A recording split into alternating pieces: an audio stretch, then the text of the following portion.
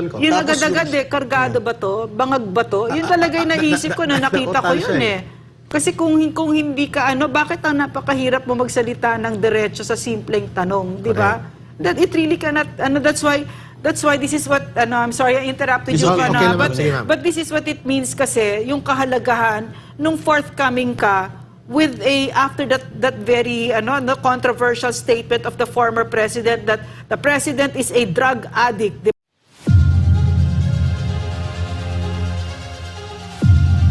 I don't really understand, no? I mean, if the president believes, no, in the people's initiative, in the charter change, no, if he really believes in that, there's nothing wrong if you believe in that, then take a clear stand and present it to the Filipino people, di ba?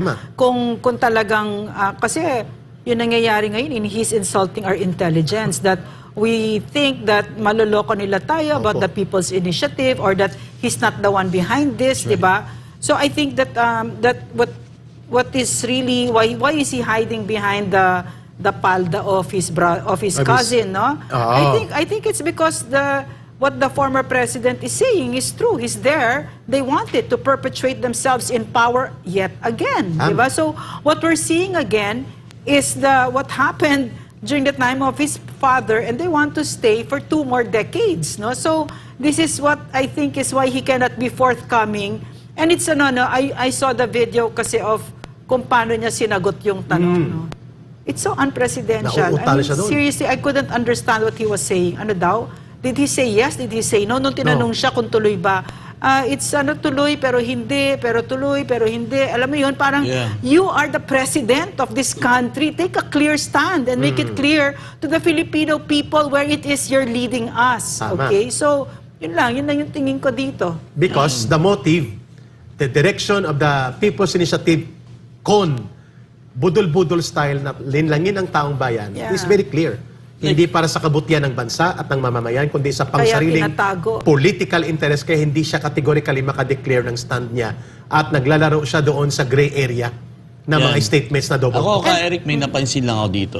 Kasi kung ating titignan, di ba, yung pare-parehong linya na nagsusulong ng People's Initiative na ito, nakita mo yung nangyaring Senate hearing. Nakita natin ang lead convener ng pirma na si Oñate. Nakita mo yung pagtatanong patungkol sa People's Initiative. Uutal-utal. Palusot-lusot. Nakita natin video ni BBM. Huling-huli inalay, no? Yan, si BBM, utal-utal. Hindi makapagsalita ng diretso. Parang may similarity sila. Si Martin, todo deny. Todo deny. Pinagtatanggol siya. Bakit? You know, I'll say something, as a woman, as a human being, I don't know, this is when you appreciate real men. No? Men who will stand there and say, this is what I want. This is what I stand for. Hindi yung halatang-halata ka na, speaker, no? Halatang-halata ka na, nagsisinungaling ka pa. President, halatang-halata na, nagsisinungaling pa din. So you're rubbing salt at our wounds. Iniinsulto mo na kami, dinidikdik mo pa na, siguro tanga talaga itong mga ito. Pasakayin ko nga. Diba? So yun yung kaya gustong-gusto ko, kay lalaki, kay babae, yung tumatayo dyan at sinasabi ng diretso, kung ano ang pinaniniwalaan niya at kung saan niya tayo dinadala. Ayoko mga sinungaling, kainit ng ulo. Ang maganda doon, Francis, binanggit mo, mukhang naiipit ngayon si Senator Mig Zubiri, 3 beses siyang pinasakay. January 9, January 11, and then January 29 bago pumunta ng Vietnam. At ngayon, naniwala naman siya. Ngayon, nasa sa kanya na, Senator Mig Zubiri, pinapasakay po kayo ng Pangulo ng Bansa. And napapahiya po kayo sa harap ng mamamayan at ng Senado. Nang sinasabi ninyo, wala na, pinatigil na yan ni Pangulong Marcos. Only to find out ang statement niya iba. At saka, Eric, tama yun. At saka yung nagiging reaksyon niya, pati yung gesture niya sa kanyang pananalita, kung ganun po ay nagtataka rin po yung ating mga kababayan, bakit daw po uutal-utal, hindi po ba yan senyales ng pagiging binabanggit po ng ating Pangulo? Unstable ang kanyang mental process. Kasi yun yung isa sa notice na maraming mga... Sinabi mo na sa utak ko. Na mga kababayan, bakit ganito si Ako din, ganun ang naging impression ko. Yun agad-agad kargado ba to? Bangag ba to? Yun talaga yung naisip ko na nakita ko yun Kasi kung hindi ka bakit ang napakahirap mo magsalita ng diretso sa simpleng tanong, di ba? That it really cannot, that's why this is what, I'm sorry, I interrupted you, but this is what it means kasi, yung kahalagahan, nung forthcoming ka, with after that very no controversial statement of the former president that the president is a drug addict, 'di ba? Sinabi niya 'yun eh. So, what does that mean, no? This is why we keep saying this is so important that you be forthcoming and tell us. Have a test kasi hindi yan mawawala sa utak ng tao. Maybe he's like that, talking like that because siguro bangag siya. Frank, 'Di ba? para makita yung statement na binanggit ni Ma'am Lorraine na ipinasa niya sa akin, ayan So na, unfortunate. naka-ready na.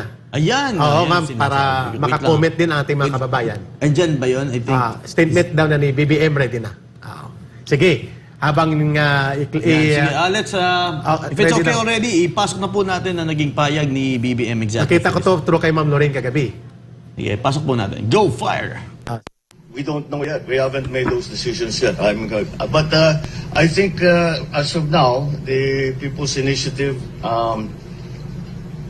is they're continuing, but that's not. I don't know if that is still one of the options that remains to us.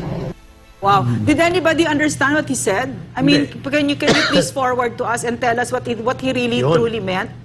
Nobody could understand what he was saying. You wanna play it again, ma'am? Isa pa. Okay, Ma'am Helen. can we play it one more time Isa para mas pa, makita isa pa natin please. natin mga kababayan? Yung mas malinaw-linaw na audio, please. One more. We don't know yet. We haven't made those decisions yet. But I think as of now, the People's Initiative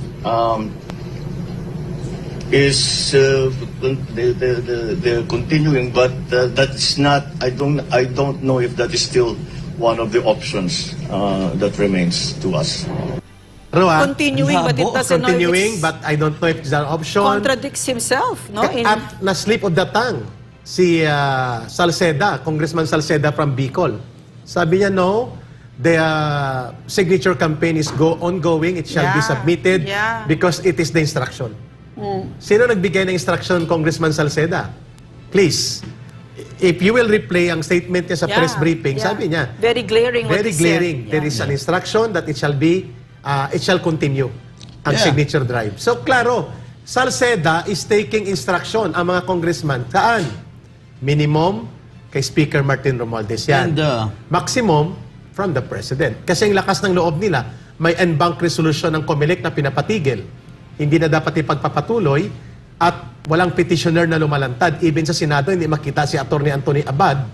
Booking na booking sa Senado na sila ang may pakana.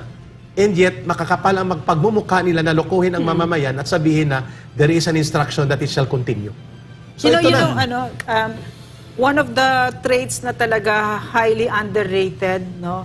Yung kapasidad na mahiya ka. Kasi ang kakapal talaga ng mga muka. Talagang we're surrounded by men who have no principles and no true love for country. This is how I feel about it. No? And there's So yung mga yan, tinatanong ninyo ako, sino ang mas masahol? Mas masahol ng 10 milyon ang mga nakaupo sa pader na walang puso sa mahihirap at mga magnanakaw. Yan ang mas masahol. At dapat ang dyan, ang parusa dyan, i-line up ninyo yan at pagpapatayin natin talagang death. Dapat may capital punishment tayo Bitay sa ba? mga magnanakaw sa gobyerno. Pati mga asawa nilang magnanakaw na sabi-sabi pa, milyonaryo.